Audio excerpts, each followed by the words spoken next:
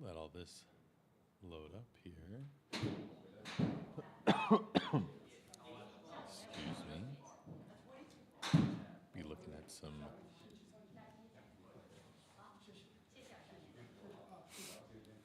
Going to be looking at some short game stuff today. Got a face on video for my professional, so we'll be looking at the face on view, and then got another professional face on view that we're going to look at from some changes that we've made recently with players. But I wanted to start with a little short game video. This is from one of my online students. This student, we do swing analysis monthly, so he's on a limited plan. He can send stuff to me, everything there. Hi, Fabby, how are you? So we're wanting to create the ability to understand what we're needing to do for short game.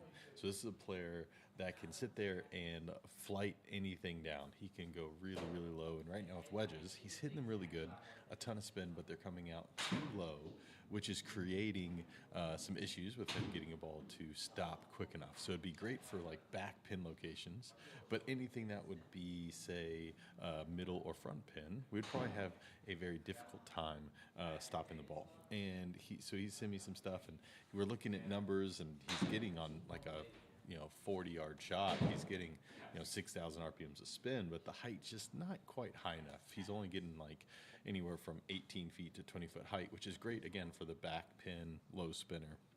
But something we're needing to go a little softer. We need to, and he's like, "Why is this happening?" Well, this is a player that can have a ton of shaft lean, and a player that also has a ton of rotation in their golf swing.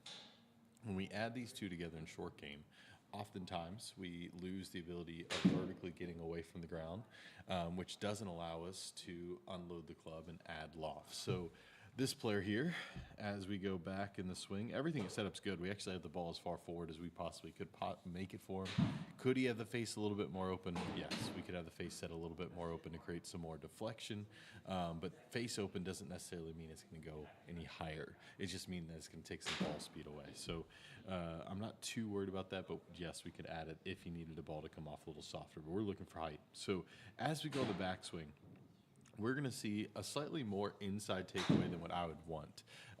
When the takeaway gets a little bit inside, that's going to lead to the player creating a spin loft vector or a swing plane that's not down enough. So say it's too shallow. So instead of vertical 90 degrees, it would be like this with the center club face. When we get this handle lower and it goes more inwards, it creates more shallow swinging, which is going to lead to more compression, more ball speed. So it's actually easier to take loft off when we're doing that and creating ball speed. So as he goes back, overall really good, but say we're going back, head stays centered. But as he lowers, as he goes down, this is where he really gets into trouble. So as he's going down, he's going to lower more, and the shaft is going to shallow out more. Well, when the shaft starts shallowing out more, the player is going to do what? They're going to have to close the face a lot more. And so as he does that and de-lofts it, you're going to see how his head keeps lowering, and in order not to hit the ground a foot before this ball, he's having to maintain the handle being forward, which takes all that loft off that club. So he's hitting it beautifully. It's not that he's hitting it poorly. He's hitting it very nicely. This would be very good for like a full swing wedge where he's going faster. But since we're doing a slower speed, he's not going to be able to get the height needed on this shot in order to get it stop on the green. But it's mainly because how much he's rotating down, his head is dropped. So I could just say, well, you just need to release your hands to add height. Well, yes, but he can't, because if he did, he would hit the ground again fat. Well, we don't want to hit the ground first. We want to be able to hit ball first. So for this player, being in a position that is causing him to stay too down and open, he's going to have to maintain a wrist angle so he doesn't hit the ground back here. So he's going to take too much loft off of this shot. Well, how would we get him to start being able to unload his hands? We have to get him away from the ground. So when he's going back and he's doing his lowering, which is good, as we go down, he needs to start to stand up. And he needs to be able to get this stood up, early extended, to allow his hands a chance to get the club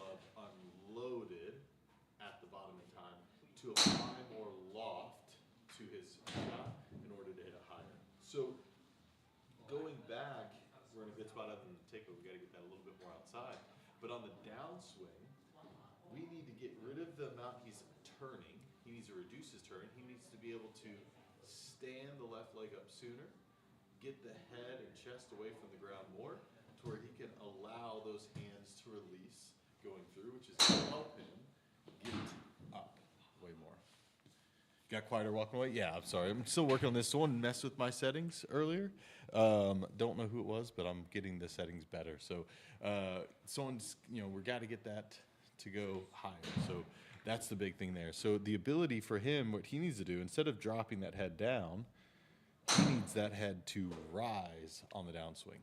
If he gets this head to rise on the downswing, he won't have all the shaft lean, which is taking all his loft away. He'll be able to apply more loft at the bottom, which is going to allow him to get the ball to go higher like he needs to for wedges. So if we're able to get this club for him, instead of working a little in, work a little bit more out and away, he's going to be able to get a little bit more of a steeper angle of attack and vertical swing plane on this, which is going to help us create deflection as we start adding this. Yo, EJ, you want this lesson? Let me know anytime you need it, dude. I got you. Thanks for coming in and saying hi, though, man. Thanks for showing support. But seriously, if you just send me videos, dude. Whatever you need help with, I got you. Don't even worry about anything. Just send it to me. So if we're able to get my player here to get this takeaway a little bit more outside with the club, and then on the downswing, instead of it shallowing out, we get it going a little bit more steeper, more out in front of him.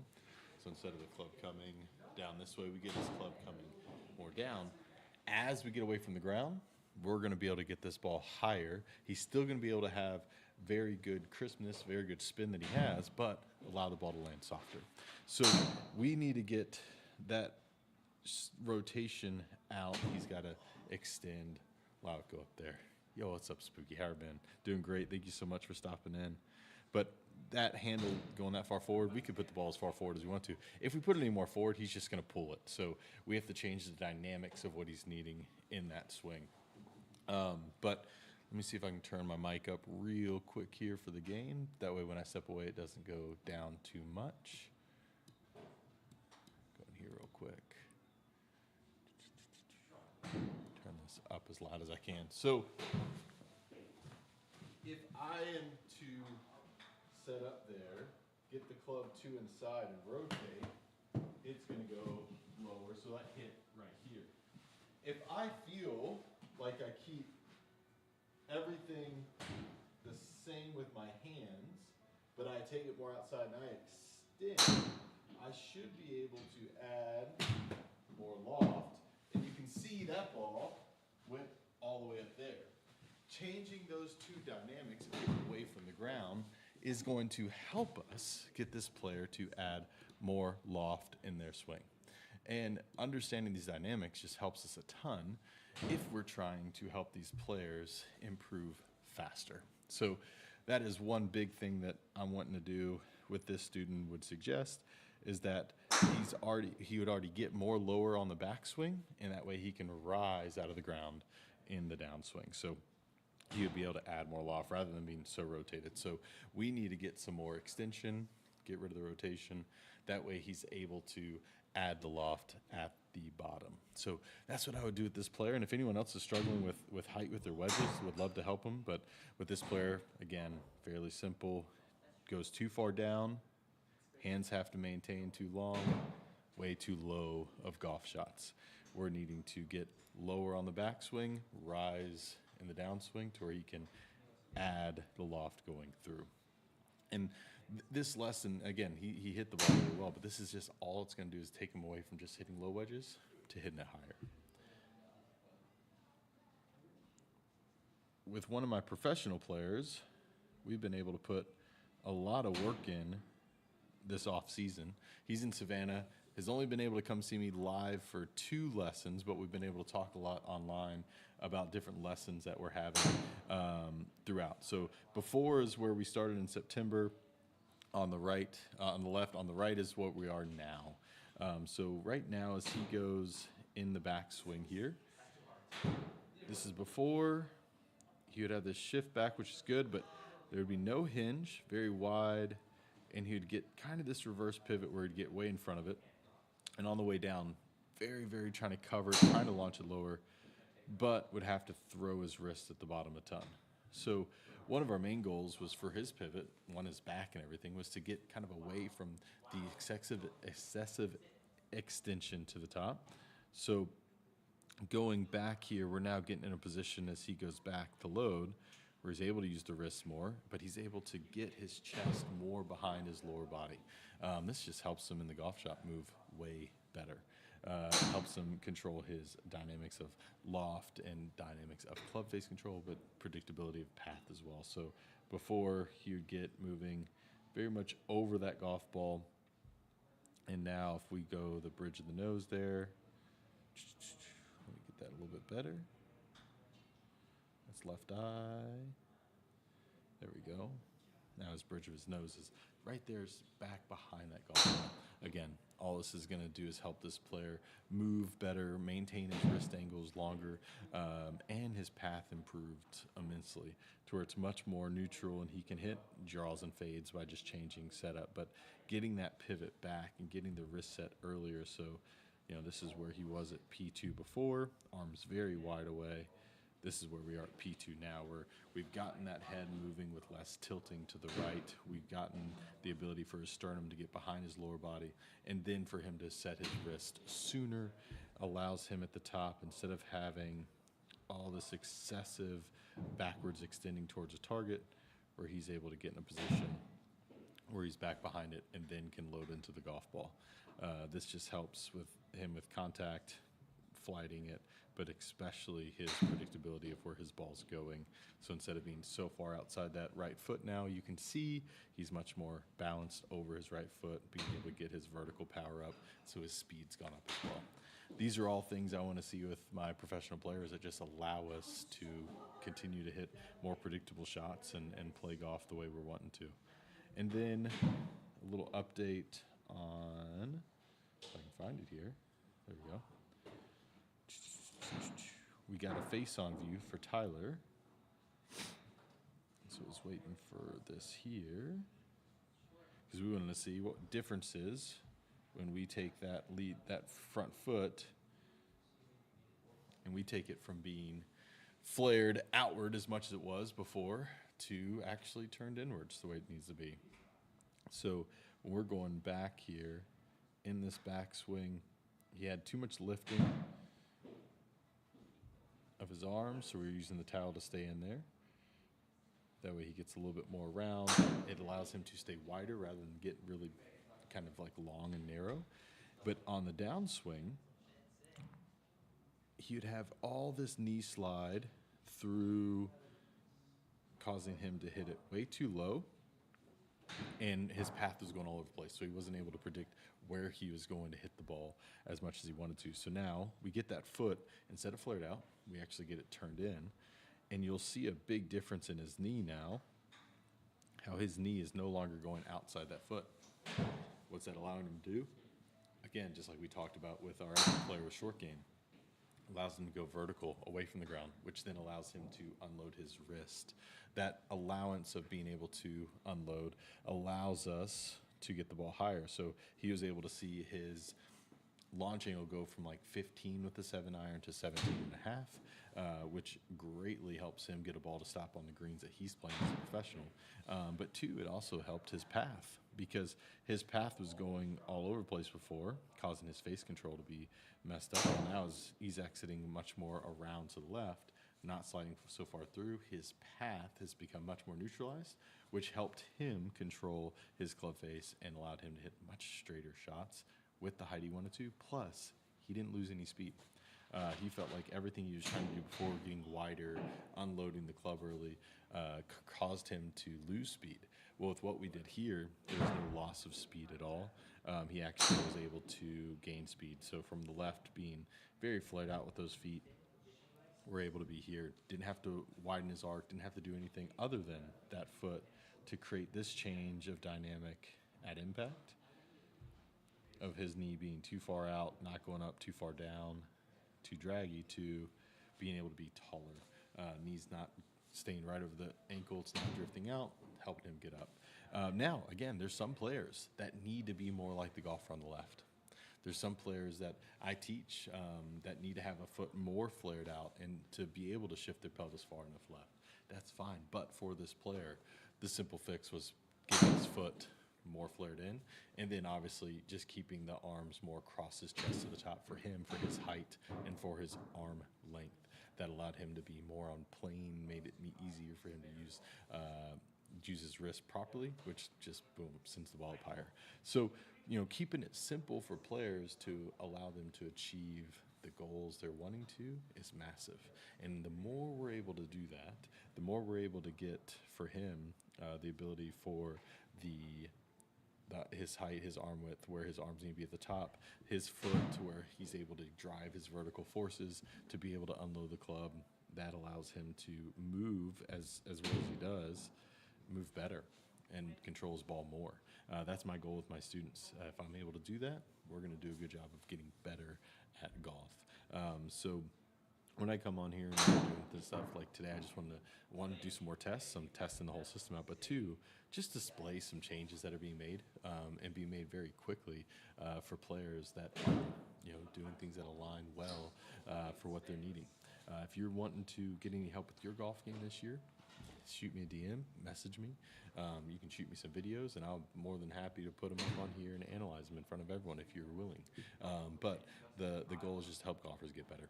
So if that's what you want to do, please hit me up. We love to keep helping you and just help you improve your game this year. But Instagram, I'm going to stay on Twitch for a little bit longer, hang out there, try to figure out some audio stuff. But thank you guys. Peace. Okay, I'm staying on Twitch for a little bit longer though. Man, it is so frustrating.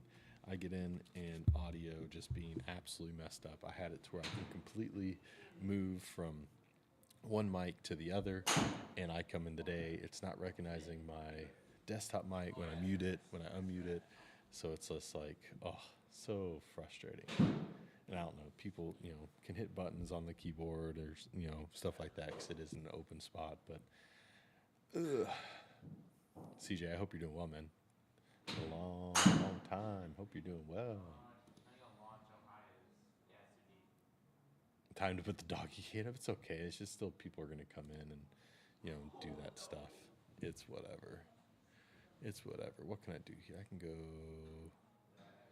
intermission. Is that better? If I just do this.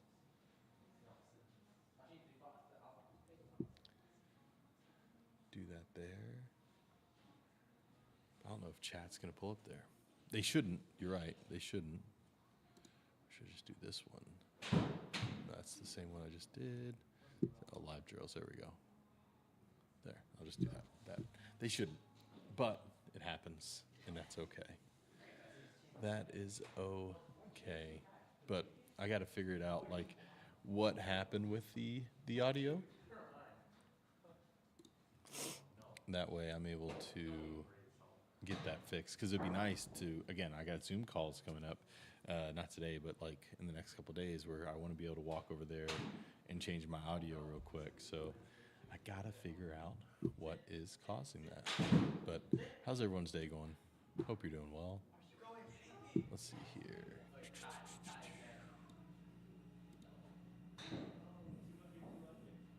Yeah, it's like, it should be the wavelength input.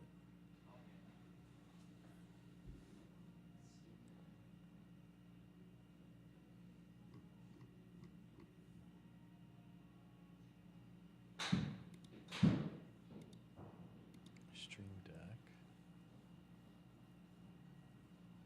Would be system. This is where I gotta find out, like, where did I do that again?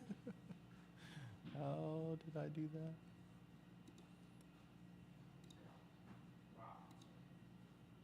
Wavelength, there it was, yeah. So was it input or was it device? Device would be mic.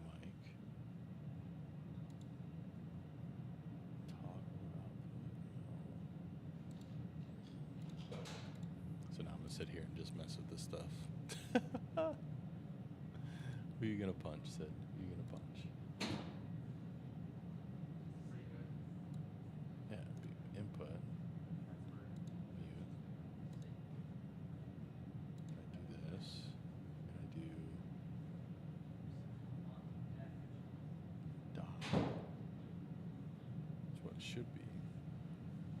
So I should have both the dock and this. If I go here, right? It's like, can you hear me? Can you not hear me? My guess is that you can still hear me right now because it's not muting like it's supposed to.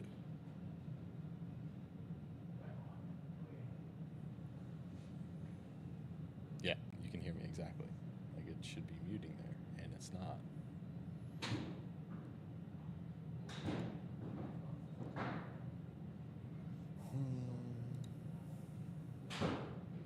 But if I see I do that, it doesn't change it. Like, how is it not muting is my things. If I take all these, like I shouldn't have to take them out. It should be good. Looks like. Okay, I can hear myself there. I don't want to hear myself.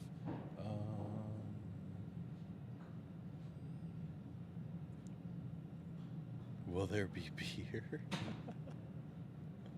I mean, at the golf house, unfortunately, you can bring your own beer, but no, there will not be beer sold here. Where we're on the app.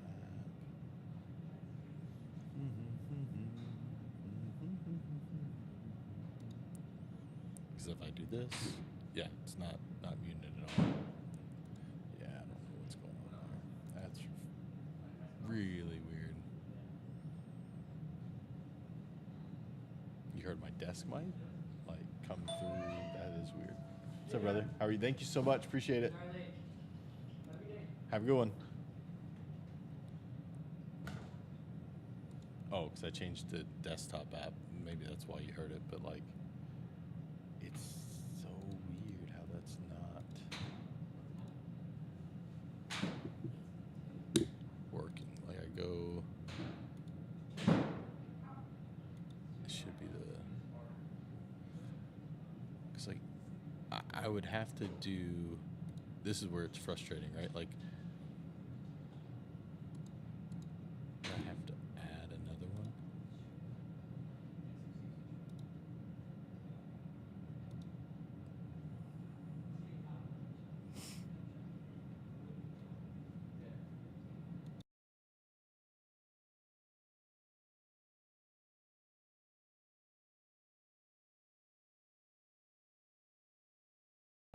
No. That's not me trying to mute it. That's me trying to like go something completely different, not muted. Like it should be not right. So this is this mic, but I go to mute it, hit the mute button, still doesn't mute. So it's like really strange on how everything's working. So I feel like I have to like restart my whole computer and go through it all again. Because it should be doing it, but it's not. So frustrating. Because it should be picking both up, and I should be able to just like mute one, mute the other like I did the other day, and it worked, and it's not doing that. So I'll do is I'll just restart the computer and try to run it all over again. That way I can go and edit that last video that I just did and send it to the people I need to and get it spliced up on Instagram for what I'm wanting to do there.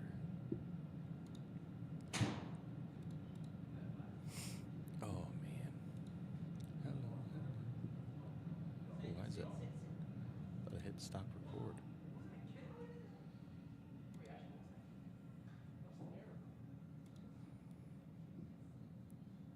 Oh, I guess I didn't. I guess I can edit it here though.